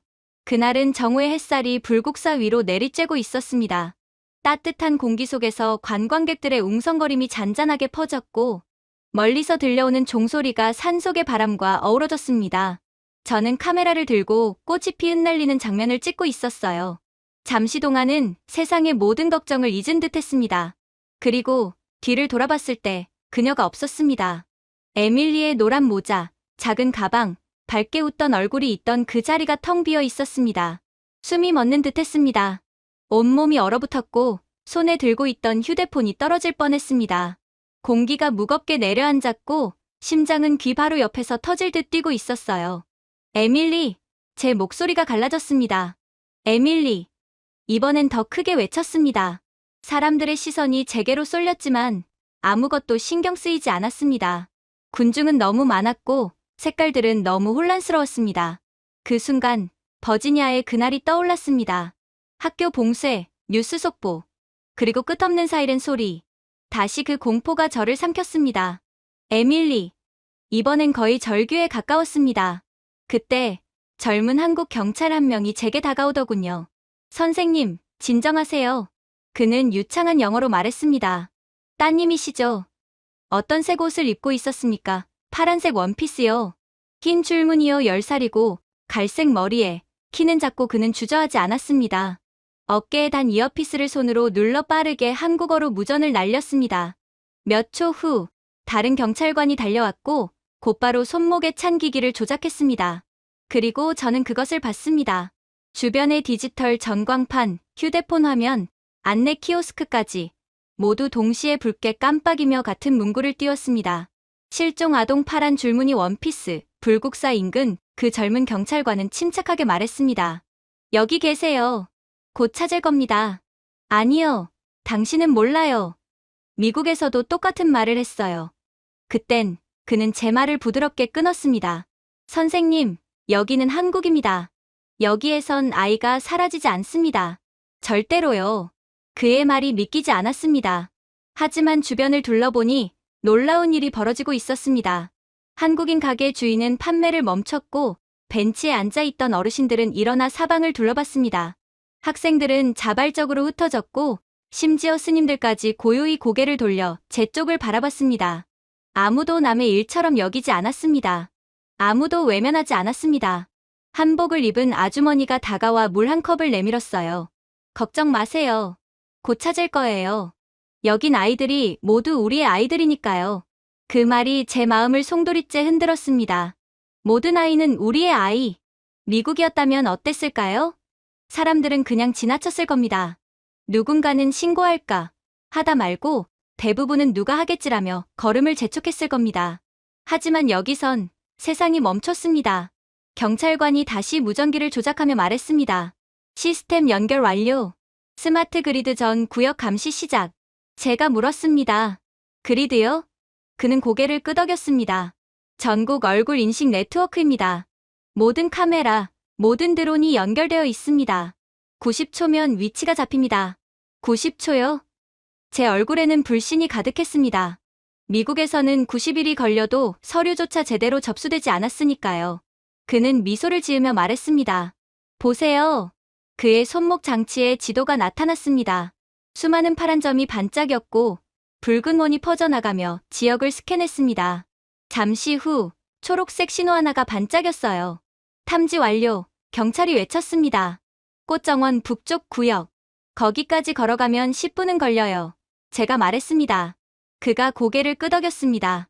드론이 더 가깝습니다. 이미 출발했습니다. 시간이 멈춘 듯 했습니다. 주변의 모든 소리가 희미하게 들렸고 멀리서 드론의 낮은 웅음이 들렸습니다. 그리고 하늘 위에서 은색 드론 하나가 내려왔어요. 그것은 부드럽게 착륙하더니 꽃밭 근처로 향했습니다. 경찰관의 손목 장치가 반응했습니다. 시각적 확인 완료. 제가 고개를 돌렸습니다. 그곳에 에밀리가 있었습니다. 그녀는 꽃밭 앞에 앉아 한 할머니와 이야기를 나누고 있더군요. 손에는 떡 한 조각을 들고 있었고 얼굴은 햇살에 붉게 물들어 있었습니다. 드론은 그들 곁을 맴돌며 부드럽게 빛을 깜빡였습니다. 아빠, 에밀리가 밝게 외쳤습니다. 그냥 꽃을 보고 싶었어요. 저는 무릎이 풀려버렸습니다. 그녀를 끌어안고 말했습니다. 다시는 그러지 마. 제발. 에밀리가 고개를 갸웃하며 웃었습니다. 근데 저 안 잃어버렸어요. 할머니가 떡도 주셨어요. 그녀가 자랑스럽게 떡을 들었습니다. 할머니는 미소를 지었습니다. 잠깐 길을 잃은 것 같아서 안내소에 알렸어요. 그새 드론이 도착하더군요. 세상에 이렇게 빠를 줄은 몰랐네요. 경찰이 공손히 고개를 숙였습니다. 이게 바로 저희 시스템의 일상입니다. 여긴 아이가 사라지지 않습니다. 저는 아무 말도 할 수 없었습니다. 그저 에밀리를 꼭 아는 채 고개를 숙였습니다. 멀리서 전광판의 붉은 경보가 꺼지고 거리의 사람들은 다시 일상으로 돌아갔습니다. 하지만 모두가 미소를 띤 얼굴. 미국이었다면 이 일은 비극이 되었을 겁니다. 뉴스 헤드라인, 정치 토론, 그리고 시스템 실패라는 말로 끝났겠죠. 하지만 한국에선 그저 하루의 한 장면이었습니다. 두려움이 아니라 신뢰로 움직이는 사회. 호텔로 돌아가는 길, 에밀리가 말했습니다. 아빠, 다들 저를 도와줬어요. 심지어 로봇도요. 저는 웃으며 대답했습니다. 그래. 여기선 친절이 시스템의 일부야. 에밀리가 말했습니다. 도시가 살아있는 것 같아요. 저는 하늘을 올려다봤습니다. 작은 드론 하나가 천천히 떠 있었고 그 불빛이 심장 박동처럼 깜빡였습니다. 그럴지도 모르겠구나. 제가 조용히 속삭였습니다. 미국에서 우리는 사람을 믿지 말라고 배웠습니다. 문을 잠그고 낯선 일을 피하고 두려움을 당연하게 여겼습니다. 하지만 이곳의 벽은 눈에 보이지 않았습니다. 그 벽은 두려움이 아닌 신뢰로 만들어져 있었습니다. 그 젊은 경찰의 말이 다시 떠올랐어요. 여기서는 아이가 사라지지 않습니다. 그건 단순히 기술을 자랑하는 말이 아니었습니다. 이 나라는 무시하지 않는 사람들로 유지되고 있었어요. 에밀리가 제 손을 잡으며 물었습니다. 아빠, 이제 괜찮아요? 저는 그녀의 머리를 쓰다듬으며 웃었습니다. 그래, 에밀리. 이제야 정말 괜찮단다. 멀리서 시스템이 조용히 리셋되는 소리가 들렸습니다. 하지만 제 마음속에서는 새로운 무언가가 시작되고 있었어요. 이 작은 나라에서 저는 미국이 잃어버린 것을 보았습니다. 두려움이 아닌 사랑으로 지켜내는 문명. 그리고 그 사랑은 와이어와 데이터. 그리고 사람들의 마음을 타고 흐르고 있었습니다. 그날 저녁, 저는 경주 통합보안센터를 방문했습니다. 겉보기엔 경찰서라기보다 첨단 기술 성소 같았어요. 공기는 시원했고 조명은 은은했습니다. 공중에 떠있는 투명한 홀로그램 화면에는 끝없이 흐르는 데이터와 지도가 비쳤습니다. 빛 하나하나가 목적을 가지고 살아 움직이는 듯했습니다. 그날 저는 처음으로 안전이 이렇게 아름다울 수도 있다는 걸 느꼈죠. 어서 오세요, 랭 선생님. 짙은 감색 유니폼을 입은 여성이 다가왔습니다. 영찰에는 윤세희 통합 데이터 분석실장이라고 적혀 있었습니다. 그녀는 유창한 영어로 인사했어요. 따님 일은 들었습니다. 무사히 찾으셨다니 다행이에요. 당신들과 이 시스템 덕분입니다. 제가 말하자 그녀는 미소 지었습니다. 기계는 단지 사람이 놓칠 수 있는 부분을 도와줄 뿐이에요. 진짜 수호자는 여전히 시민들이랍니다. 그녀는 저를 거대한 홀로그램 벽 앞으로 안내했습니다. 수많은 실시간 화면들이 모자이크처럼 이어져 있었어요. 거리, 공원, 학교, 교차로 모두가 하나의 네트워크로 연결되어 있었습니다. 현재 전국에서 약 30만 개의 CCTV가 작동 중입니다. 그녀가 설명했습니다. 모두 예측형 인공지능이 동시에 분석하죠. 하지만 우리는 단순히 범죄를 탐지하지 않습니다. 불안을 감지합니다. 불안이요? 제가 되물었습니다. 그녀는 고개를 끄덕였습니다. 사람의 미세한 표정과 움직임을 분석해요. 누군가 장시간 불안하거나 이상한 행동 패턴을 보이면 근처의 시민 대응 인력이 즉시 도움을 줍니다. 처벌이 아니라 위기 전의 돌봄이 목적이죠. 그녀가 가리킨 화면 속 한 여성이 지하철 플랫폼에 서 있었습니다. AI가 그녀의 걸음과 표정을 인식하더니 체온과 맥박이 살짝 변하자 파란 빛이 화면에 떴습니다. 잠시 후 근처 직원이 다가와 물을 건네자 그 표시는 초록색으로 바뀌었습니다. 이상 종료. 상황 해결. 마치 공상과학 영화 같았지만 그 안에는 따뜻함이 있었습니다. 모든 알고리즘에는 공감이 코딩되어 있었습니다. 윤 실장은 손짓으로 다른 영상을 띄웠습니다. 이건 오늘 오후 따님이 사라졌을 때의 데이터입니다. 홀로그램 속 에밀리의 이동 경로가 빛의 선으로 표시되었습니다. AI가 그녀의 얼굴 표정에서 감정을 분석했습니다. 호기심, 평온, 안정. 보이시죠? 그녀가 말했습니다. 따님은 위험한 상황이 아니었어요. AI는 두려움이나 긴장을 감지하지 못했거든요. 그래서 전국 경보를 울리지 않았습니다. 우리 시스템은 혼란이 아니라 의도를 분석합니다. 저는 화면을 바라보며 말이 나오지 않았습니다. 이 기술은 놀라웠지만 그보다 더 감동스러웠던 건 그 철학이었어요. 미국의 시스템은 사람을 통제하기 위해 만들어졌지만 한국의 시스템은 사람을 이해하기 위해 존재했습니다. 제가 쓴웃음을 지으며 말했습니다. 우리나라는 아직도 전단지를 인쇄하고 있습니다. 전화번호 붙이고 찾습니다라고 적은 채 말이죠. 그녀가 미소를 지었습니다. 여기서 예방은 통제가 아닙니다. 연민이에요. 그 말이 제 머릿속에 오래 맴돌았습니다. 연민으로 이루어진 예방. 그녀는 저를 다른 공간으로 이끌었습니다. 그곳엔 수십 명의 분석관들이 조용히 일하고 있었어요. 소란도, 명령도, 긴장도 없었습니다. 그들은 범인을 쫓는 게 아니라 위기를 예측하고 있었습니다. 벽에는 시민 행복도, 지역 안전 지수, 사회 협력 지수 같은 데이터가 표시되어 있었습니다. 저 초록색 구역 보이세요? 그녀가 말했습니다. 부산의 한 지역이에요. 지난 5년간 사건 0건입니다. 5년이요? 제가 놀라 묻자 그녀는 고개를 끄덕였습니다. 네, 처음엔 시범 프로젝트였어요. 규칙이 아닌 공감을 학습하는 AI를 설치했죠. 이젠 전국 표준이 됐습니다.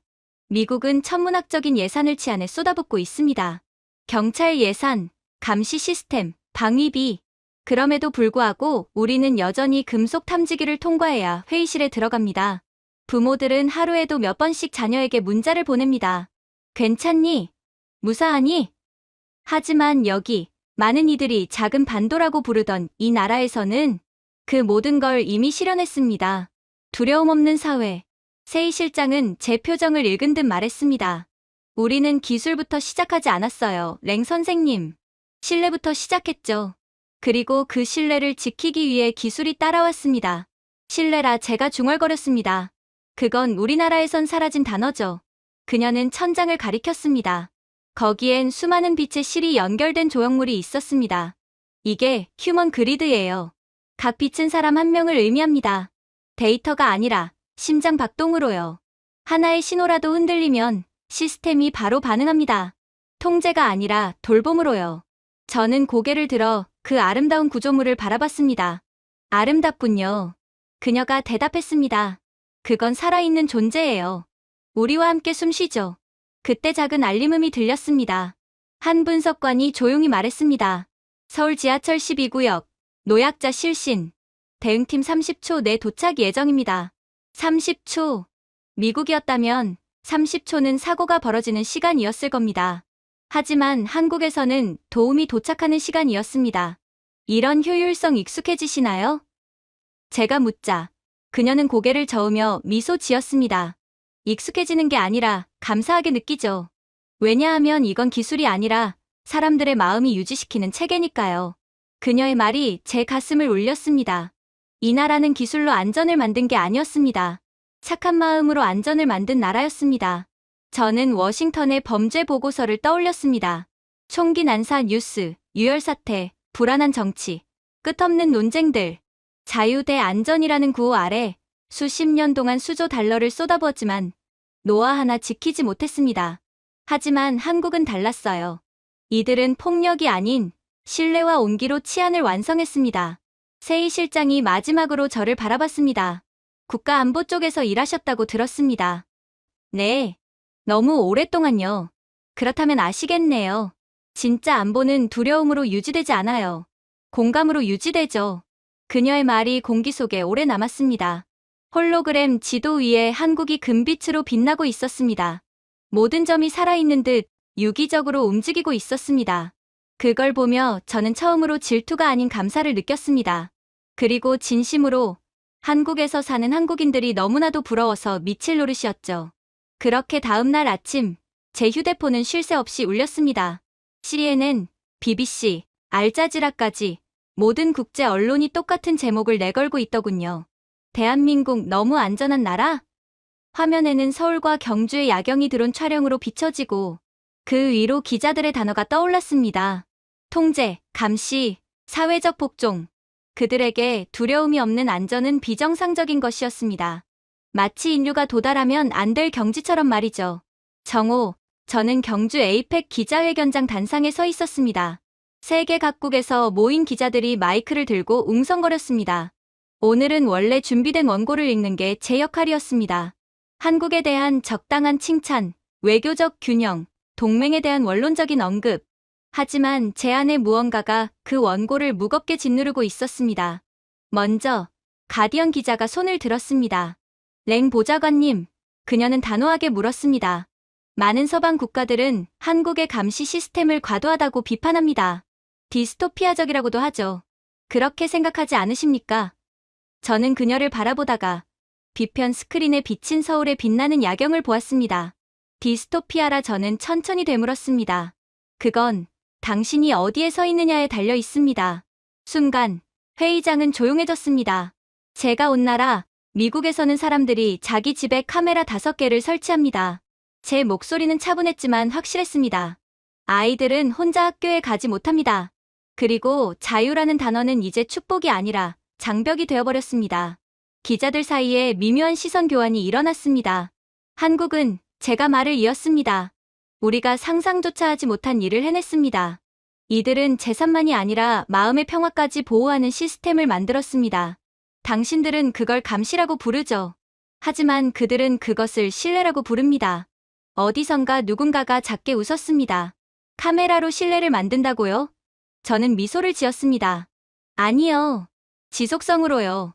이들의 기술이 작동하는 이유는 이 사람들이 작동하기 때문입니다.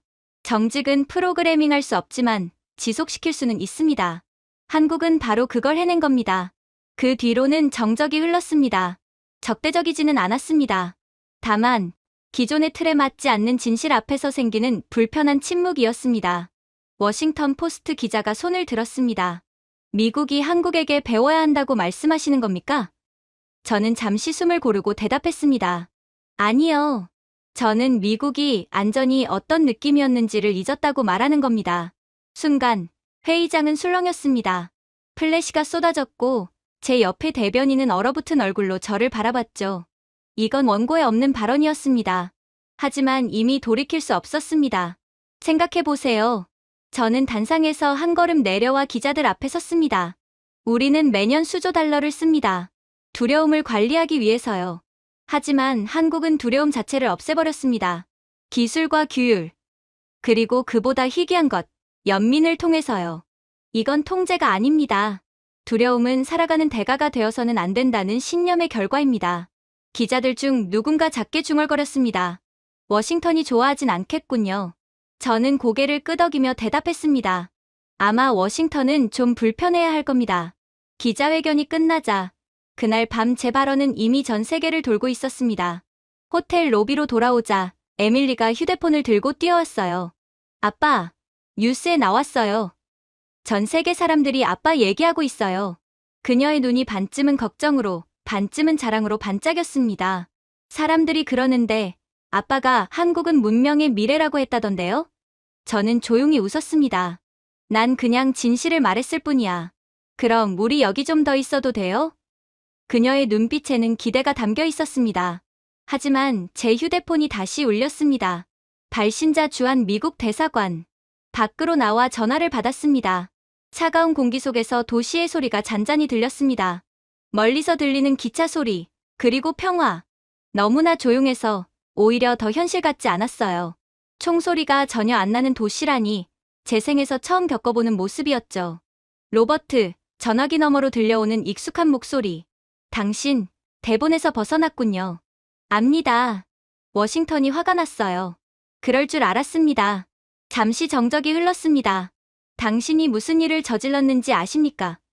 당신은 국가 감시 체제를 미화했습니다. 그걸 유토피아처럼 말했어요.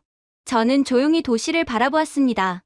하늘 아래 정돈된 빛의 질서, 사람들이 평화롭게 걷는 거리, 그리고 안전이 일상이 된 세상. 유토피아가 아닐지도 모릅니다. 제가 말했습니다. 그냥 정상적인 사회일지도 모르죠. 상대의 목소리가 단단해졌습니다. 당신은 한국에 감탄하러 간 게 아닙니다. 미국을 대표하러 간 겁니다. 그럼요. 저는 천천히 대답했습니다. 하지만 미국이 대표할 가치가 없는 나라가 되어간다면요? 정적. 당신은 월요일 비행기로 복귀하세요. 짧은 말 한마디. 그리고 전화는 끊겼습니다. 잠시 동안 저는 그 자리에서 아무 말 없이 서 있었습니다. 멀리서 절의 종소리가 울리고 바람이 부드럽게 골목을 스쳤습니다. 그 순간 에밀리가 작은 태극기를 들고 달려왔어요. 아빠, 우리 이제 가요? 저는 그녀의 머리를 쓰다듬으며 미소 지었습니다. 아니, 아직 알아야 할 게 있어. 뭔데요? 이 나라 사람들은 어떻게 안전을 자유처럼 느끼게 만들었을까? 에밀리가 고개를 기울이며 말했습니다. 그건 나누니까 그런 거 아닐까요? 자기 것만 지키는 게 아니라요. 그 한마디에 저는 말문이 막혔습니다. 아이의 말은 언제나 진실의 형태를 하고 있습니다. 다음 날 아침, 전 세계 신문이 갈라졌습니다. 미국 고위 관료, 한국식 감시용호 영웅인가, 배신자인가 한국을 찬양한 남자. 하지만 저는 개의치 않았습니다. 수십 년간 외교관으로 살아온 저는 그날 처음으로 인간으로 말했습니다. 두 세계를 모두 본 사람으로서 이제야 어느 쪽이 더 인간적인지 알았으니까요. 해가 뜨기 전 저는 마지막으로 경주의 거리를 걸었습니다. 담장도, 경비도, 두려움도 없는 도시. 오직 조용함과 생명이 있었습니다. 사찰의 지붕 위로 아침 햇살이 비칠 때 저는 속삭였습니다. 안전이란 위험이 없는 상태가 아니라 서로가 서로를 돌보는 마음의 존재일지도 몰라. 그 순간 도시의 심장처럼 드론이 부드럽게 움직이며 한국의 아침이 깨어났습니다. 그날 아침 저는 처음으로 느꼈습니다. 이곳에서 저는 더 이상 외국인이 아니었습니다. 이곳이 정말 집처럼 느껴졌습니다. 그렇게 에이펙 정상회의 마지막 날은 유난히 맑은 하늘 아래에서 시작되었습니다. 마치 대한민국이 직접 날씨까지 준비한 듯했죠. 블루홀이라 불리는 회의장은 아침 햇살에 반짝이며 유리벽 너머로 경주의 고요한 풍경이 비쳤습니다. 전 세계 21개국의 대표단이 긴 타원형 회의 테이블을 둘러앉아 있었고 모두 조용히 속삭이며 회의의 시작을 기다리고 있었습니다. 오늘의 주제는 글로벌 안전 아키텍처, 즉 인류가 앞으로 어떻게 안전을 설계할 것인가에 대한 논의였습니다. 저는 한국 대통령 바로 옆 두 번째 자리에 앉아 있었습니다. 오늘은 제 차례가 아니었습니다. 제 이름은 공식 발언 목록에도 없었죠. 하지만 회의가 시작되고 각국 대표들이 군사력과 억제력을 입에 올릴 때마다 제 속에서는 어떤 뜨거운 감정이 차오르고 있었습니다. 그건 분명 제가 예전의 저로 돌아가지 않겠다는 결심과도 같은 것이었습니다. 미국 국무장관이 마이크를 잡고 단호하게 말했습니다. 우리의 입장은 분명합니다. 안전은 힘으로 보장되어야 합니다. 평화는 능력에서 비롯됩니다. 대표들은 의례적으로 고개를 끄덕였습니다. 하지만 한국 대통령은 조용히 그를 바라볼 뿐 아무 말도 하지 않았습니다. 그 눈빛에는 우리가 다른 길을 가고 있다는 확신이 담겨 있는 듯 했죠. 그리고 저는 거의 무의식적으로 제 앞에 마이크 버튼을 눌렀습니다. 각하, 제가 입을 열었습니다. 실례지만 조금 다른 관점을 제시해도 되겠습니까? 국무장관이 당황한 표정으로 몸을 돌렸습니다. 로버트, 지금은 내 차례가 아니야. 그러나 대통령은 손을 들어 그를 제지했습니다. 말하게 하십시오. 순식간에 회의장은 정적에 휩싸였습니다. 카메라가 저를 향했고 스크린 구석의 생중계 표시가 붉게 빛났습니다. 온 에어. 우리는 늘 말합니다. 안전은 방어로, 억제로, 무장으로 지켜진다고요. 제 목소리는 떨리지 않았습니다. 하지만 저는 배웠습니다. 진짜 안전은 힘이 아니라 규율로 유지된다는 것을. 회의장 곳곳에서 웅성거림이 일었습니다. 워싱턴의 모든 외교 채널이 일제히 숨을 멈췄을지도 모릅니다. 제가 온 나라 미국은 매년 천문학적인 돈을 안전이라는 이름으로 씁니다. 하지만 그 안전은 언제부턴가 사람들을 지키는 것이 아니라 서로를 의심하게 만들었습니다. 그리고 어느 순간 우리가 진짜 보호해야 했던 것이 평화라는 사실을 잊고 말았죠. 저는 손에 쥔 펜을 내려놓았습니다. 제 아들은 안전하다고 믿었던 도시에서 죽었습니다. 그날 저는 깨달았습니다. 신뢰 없는 안전은 그저 두려움에 유니폼을 입힌 것일 뿐입니다. 통역사들마저 멈칫했습니다. 공기가 묘하게 무거워졌습니다. 그런데 한국에 와서 저는 완전히 다른 것을 봤습니다. 여기 한국에서는 감시가 통제를 위한 것이 아니라 공존을 위한 것이었습니다. 사람들은 낯선 일을 두려워하지 않습니다. 서로를 믿기 때문입니다. 싱가포르 대표가 물었습니다. 그 말씀이 한국의 안전은 기술이 아니라 문화에서 비롯된다는 뜻입니까? 저는 고개를 끄덕였습니다. 맞습니다. 이 시스템은 기계가 아니라 양심에서 작동합니다. 코드는 인간을 흉내내지만 한국은 인간다움을 시스템 속에 새겨 넣었습니다. 회의장은 다시 조용해졌습니다. 저는 대통령을 바라보며 덧붙였습니다. 우리 사회는 얼마나 잘 막았는가로 안전을 정의합니다. 하지만 이곳은 막을 필요조차 없는 사회를 만들어냈습니다. 미국 대표단이 무전기를 붙잡고 속삭였지만 저는 계속 말했습니다. 신뢰는 돈으로 살 수 없습니다. 한국은 사람의 양심을 기반으로 한 안전을 만들어냈습니다. 그건 법으로 강요된 질서가 아니라 서로를 배려하는 마음에서 비롯된 것입니다. 이곳에서는 안전이 의무가 아니라 습관입니다. 한국 대통령께서 자리에서 천천히 일어났습니다. 그분의 목소리는 단호하면서도 따뜻했어요. 당신의 말은 우리 모두에게 필요한 진실입니다. 진짜 리더십은 통제가 아니라 품격에서 시작된다는 사실을 일깨워 주셨습니다. 저는 고개를 숙였습니다. 저는 그저 제가 본 것을 말했을 뿐입니다. 그날 회의장 안의 공기는 설명하기 어려울 만큼 진지했습니다.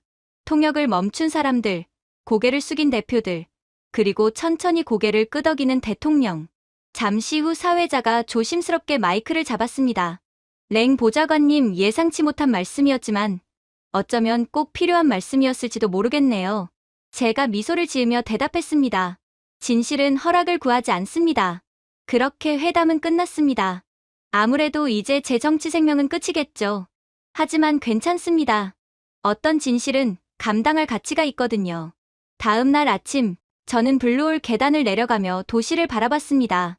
거리에는 질서가 있었고 사람들의 얼굴에는 여유가 있었어요. 아무런 지시도 없는데 자원봉사자들이 회의장 주변을 정리하고 있었습니다. 그들은 고개 숙여 인사하며 미소를 지었습니다. 그 순간 저는 알았습니다. 이곳의 안전은 시스템이 아니라 사람들 스스로의 마음에서 만들어진다는 것을요. 그리고 한국 대통령이 떠나기 전 저에게 다가왔습니다. 랭 보좌관님, 당신의 연설은 오래 기억될 겁니다.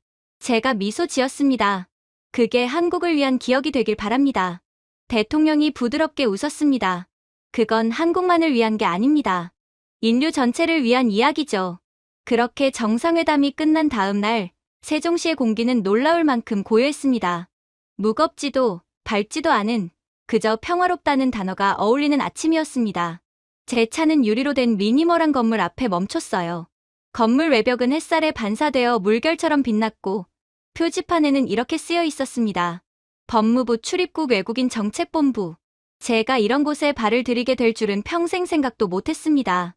안으로 들어가자 모든 것이 놀라울 만큼 조용하고 질서정연했습니다. 사람들은 낮은 목소리로 이야기했고 줄은 매끄럽게 움직였으며 스크린에서는 방문자들에게 차분하게 안내 멘트가 흘러나왔습니다. 불평도, 짜증도, 예민한 기운도 없었습니다. 이곳의 질서는 강요된 것이 아니라 자연스럽게 나누어지는 배려처럼 느껴졌어요. 창구에 앉은 젊은 여성 직원이 미소를 지으며 디지털 태블릿을 건넸습니다. 랭 씨, 여기서 작성하시면 됩니다. F1 거주 신청서예요. 저는 디지털 펜을 쥔 손끝이 살짝 떨렸습니다. 이민 사유를 꼭 적어야 하나요? 직원은 부드럽게 고개를 끄덕였습니다. 네, 마지막 부분에 체류 목적 항목이 있습니다. 하지만 선택사항이에요. 저는 화면을 내렸습니다. 이름, 국적, 이전 직업, 체류 이유. 차분한 서류 형식이었지만 그 단어들이 흐릿하게 보이기 시작했습니다. 체류 목적, 그 항목을 보고 한참 동안 손이 움직이지 않았습니다. 직원이 제 눈치를 살폈습니다. 괜찮아요. 천천히 하세요. 잠시 후, 저는 결국 짧은 문장을 적었습니다. 내 마지막 남은 딸이 진짜 안전을 알고 자라길 원하기 때문입니다. 서류를 제출하자 직원은 한동안 화면을 바라보다 고개를 천천히 끄덕였습니다. 좋은 이유네요. 그녀의 말은 단순한 위로가 아니라 진심이었습니다. 저는 미소 지으며 대답했습니다. 그게 제게 남은 유일한 이유입니다. 그녀는 저를 지문 스캐너 앞으로 안내했습니다. 오른손을 여기에 올려주세요. 기계는 부드럽게 빛을 내며 제 손가락을 스캔했고 곧 제 얼굴도 카메라에 인식되었습니다. 30초도 걸리지 않았습니다. 어떤 서류 절차에서도 느낄 수 없었던 정확함과 인간미가 동시에 있었어요. 프린터가 조용히 작동하며 파란빛이 감도는 금속 재질의 작은 카드를 출력했습니다. 천천히 잔잔한 피아노 선율이 스피커를 통해 흘러나왔습니다. 직원이 카드를 제게 건네며 미소를 지었습니다. 환영합니다. 이제 대한민국 시민 네트워크의 일원이 되셨습니다. 제 목소리는 거의 속삭임처럼 나왔습니다. 감사합니다. 건물 밖으로 나서자 유리복도를 통해 햇살이 부드럽게 흘러들었습니다. 멀리 학생들이 스마트 가로등 아래에서 웃으며 걸어가고 있었습니다. 그 웃음은 경계도 두려움도 없었습니다. 그저 안전이 일상이 된 나라의 소리였습니다. 그때 경비 게이트의 경찰관이 저를 향해 고개를 숙였어요. 좋은 하루 되세요, 선생님. 저는 고개를 끄덕였습니다. 당신도요. 주머니 속의 새 아이디 카드가 묘하게 무겁게 느껴졌습니다. 무게 때문이 아니라 의미 때문이었죠. 그건 단순한 카드가 아니라 약속이었습니다. 세종정부청사는 조용하고 품격 있게 서 있었습니다. 정원은 깔끔하게 정돈되어 있었고 반사되는 물 위로 드론이 천천히 지나갔습니다. 그런데 그 감시의 느낌은 차갑지 않았습니다. 누군가가 나를 지켜보고 있다가 아니라 보살피고 있다는 느낌이었습니다. 그때 딸 에밀리에게서 전화가 걸려왔습니다. 아빠, 했어요? 신청서 냈어요? 저는 웃으며 대답했습니다. 그래, 다 끝났어. 그럼 우리 여기서 사는 거예요? 그녀의 목소리에는 설렘이 묻어 있었습니다. 저는 고개를 들어 하늘을 보았습니다. 태극기가 바람에 흔들리며 푸른 하늘 아래에서 선명하게 빛나고 있었습니다. 그래, 이제 여기가 우리 집이야. 그럼 우리 이제 한국인이에요? 저는 조용히 웃었습니다. 우린 이제 평화를 배우는 사람들이지. 그게 더 중요하단다. 순간 멀리서 아이들의 노랫소리가 들렸습니다. 학교 담벼락에 걸린 벽화에는 한 문장이 쓰여 있었습니다. 평화는 선택입니다. 저는 그 문장을 입술로 따라 말했습니다. 그래, 이제야 제대로 선택했구나. 제 휴대폰이 진동했습니다. 이민 시스템으로부터 메시지가 도착했습니다. 신청 승인 완료. 임시거주 허가 1년 후 갱신 가능. 1년. 그 어느 때보다 그 시간이 충분하다고 느껴졌습니다. 그리고 마침내 버스 안으로 들어가자 학생들이 노약자에게 자리를 양보했고 운전기사는 승객 한 명 한 명에게 인사하더군요. 그 모든 작은 행동이 이 나라의 품격을 말해주고 있었습니다. 창밖으로 세종의 풍경이 지나갔습니다. 고대의 사찰과 현대식 연구소가 한 도시에 공존하고 숲과 도심이 구분되지 않은 채 이어져 있었습니다. 그 사이에서 저는 깨달았습니다. 이제 더 이상 두렵지 않다는 사실을. 버스 창문에 비친 제 모습은 한결 가벼워 보였습니다. 저는 천천히 중얼거렸습니다. 미국은 나에게 힘을 주었지. 하지만 한국은 나에게 평화를 주었어. 버스가 다리를 건너갈 때 석양이 강 위를 금빛으로 물들였습니다. 그 빛 아래에서 저는 처음으로 느꼈습니다. 이제 나는 더 이상 손님이 아니라 이 나라의 한 사람이라는 것을. 그 순간 제 마음속의 목소리가 아주 조용히 속삭였습니다. 이곳이야말로 내가 평생 찾아 헤매던 집이구나. 제가 준비해온 내용은 여기까지입니다. 끝까지 시청해주셔서 진심으로 감사드리며 여러분들의 구독과 좋아요, 알림 설정은 영상 제작에 큰 힘이 됩니다. 이상 세모튜브였습니다.